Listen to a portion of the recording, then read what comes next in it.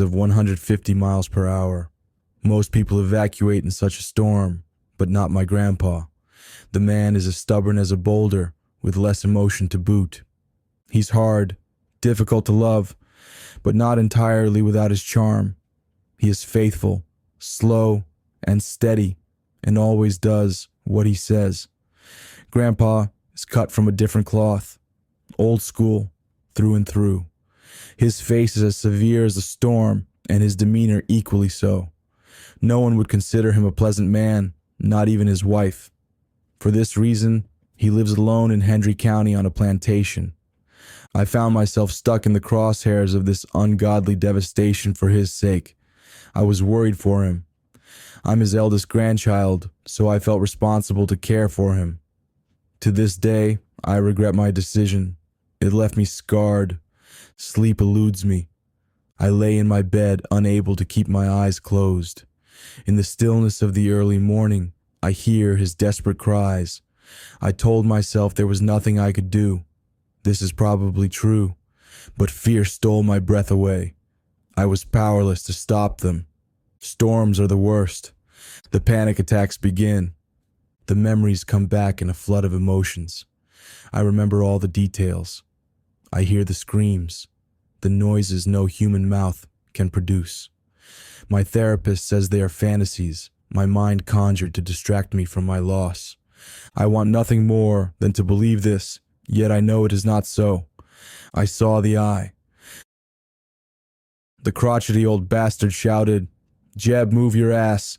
The storm is approaching, and we still need to gather all the cattle into the barn." Thoroughly regretting my decision to help the old man, I responded, "I'm going as fast as I can." Yelling at me isn't going to make it better. At this point, the wind was whipping through the trees. The rain was pelting us in the face, feeling like pinpricks on our exposed skin. This was so stupid. The old man had insurance on the farm, and all damages would be recompensed. Love makes you do dumb things. The old man was the only family I had left. My mom died in childbirth, and my dad drank himself to death. Suicide one sip at a time. Death by bottle. I was left alone, with no family members who cared for me. No legal guardian at the age of 14, confused, lost, bouncing from couch to couch, consumed by anger at my mother for abandoning me, disgust for the weakness of my father, and jealousy of my friends who had loved ones. This is how Terry Clearwater found me. He took me in without a second thought. His level-headedness grounded me. The old man was the only consistent thing in my life. He genuinely saved me. Guilt and shame shatter my heart when I remember this. A debt to my grandpa will forever be unpaid. When he needed me most, I froze. The storm roared. It surprised me how loud hurricanes can be. A war was being fought outside, an onslaught of winds and rain against the longevity of the trees and stones. Judging from the noise, it seemed as if the storm was winning. We made our way indoors, stacking the heaviest beds and dressers against the windows. We weren't keen on having a branch tossed through the window to impale anyone. I began to fill the bathtubs and sinks with water, knowing that at any time the power could go out. After we felt confident enough in our fortifications, the two of us gathered in the living room. To distract ourselves from the tempest, huffing and puffing and trying to blow our house down, I dealt out cards. It was in the second game of poker when the lights began to flicker. Before we could even finish our hand, the lights were out altogether. For a second, we sat in the dark, listening to the wind and rain.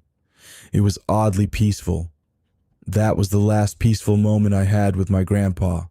Sometimes I wake up tears staining my pillowcase, yearning for that moment again. I don't think I would light the candles. I would just let that moment linger, stretching it out for as long as possible. I miss his gruff voice and rough hands, the sturdy pat on my shoulder, his signature way of showing me that he cared for me. He never outright said he loved me, but it was clear by his actions. Words are cheap, but actions are invaluable. He was invaluable to me. I ignited the flashlight and lit a sufficient number of candles.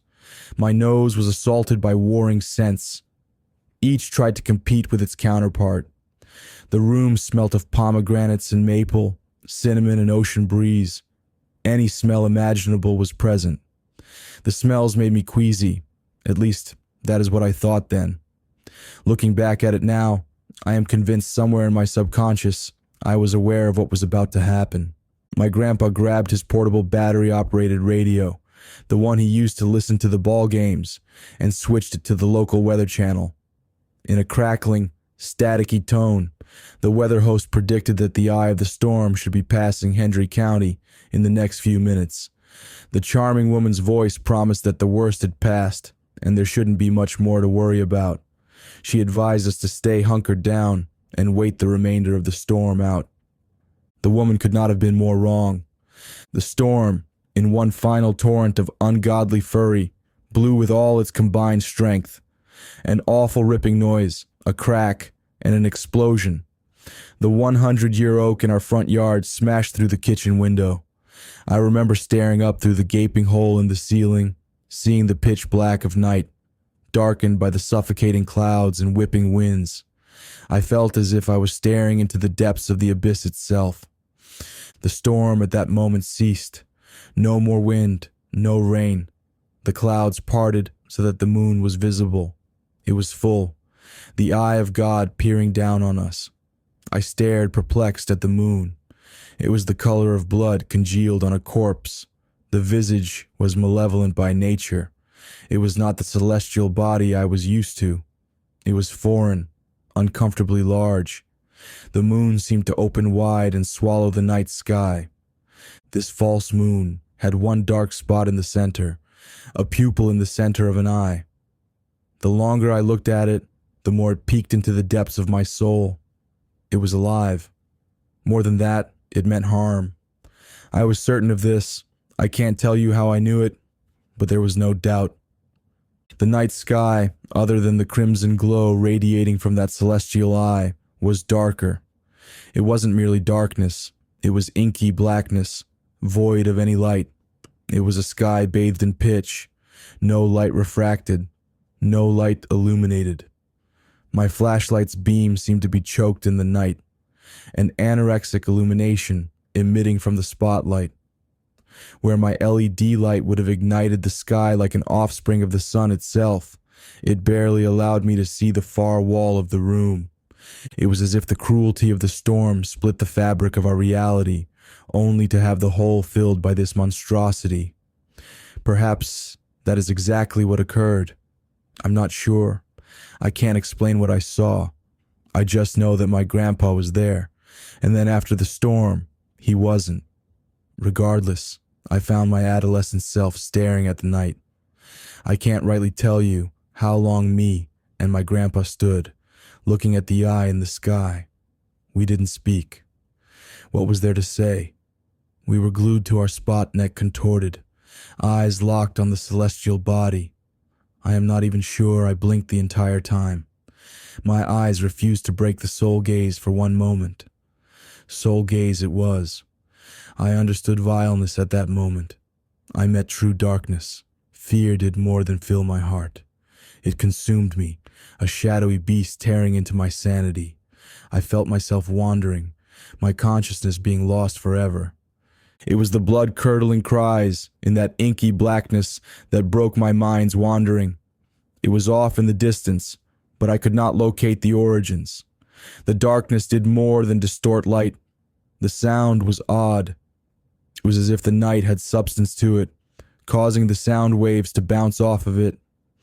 Echolocation was impossible. One moment the sound would come from behind me. The next would be just outside of my field of vision. I could not tell if the creatures were leagues away, or if they lurked right outside of sight. A different type of fear seized me.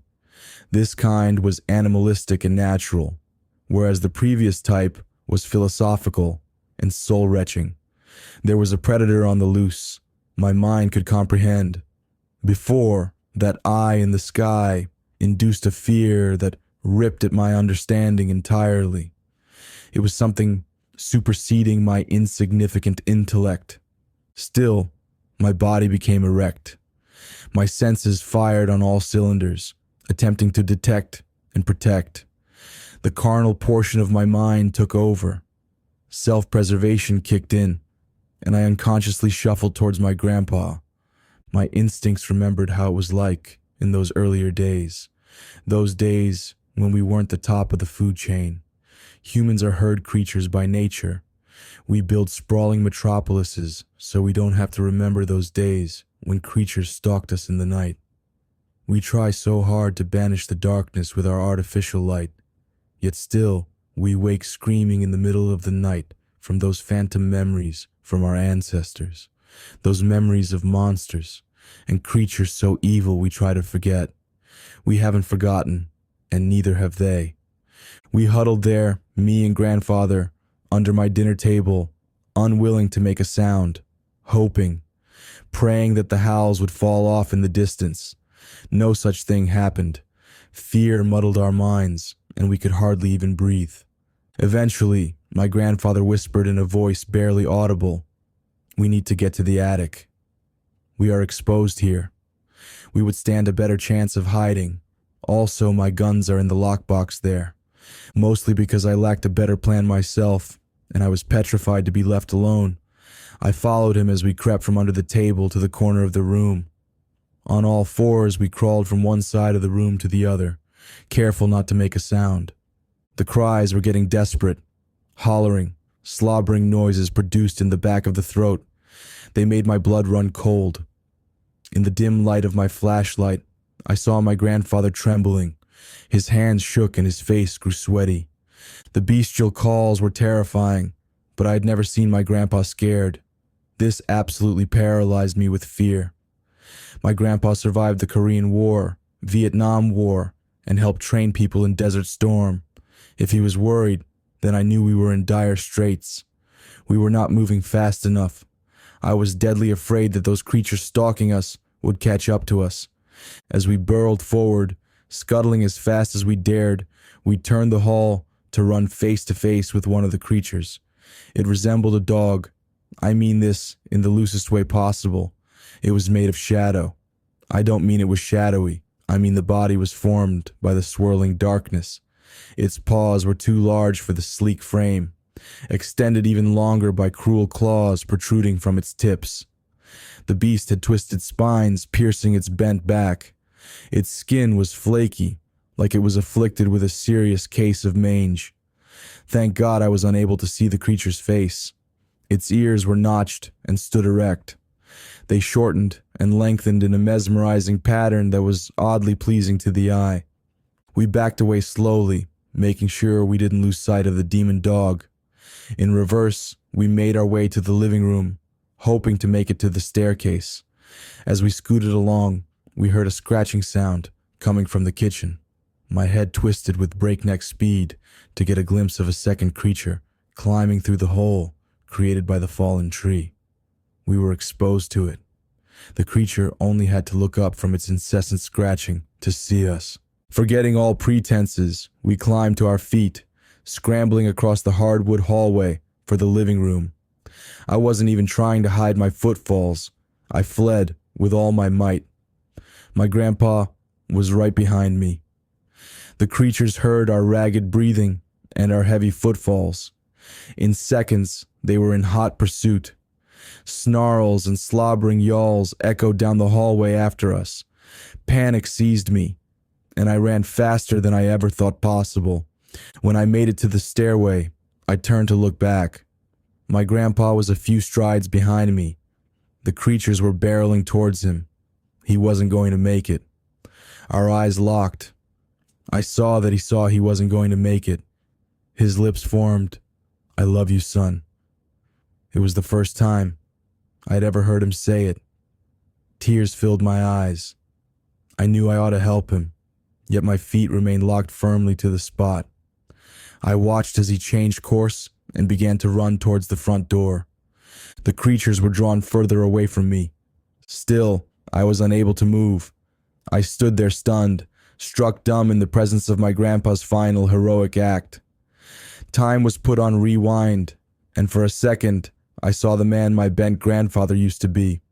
A glorious man, young and full of life.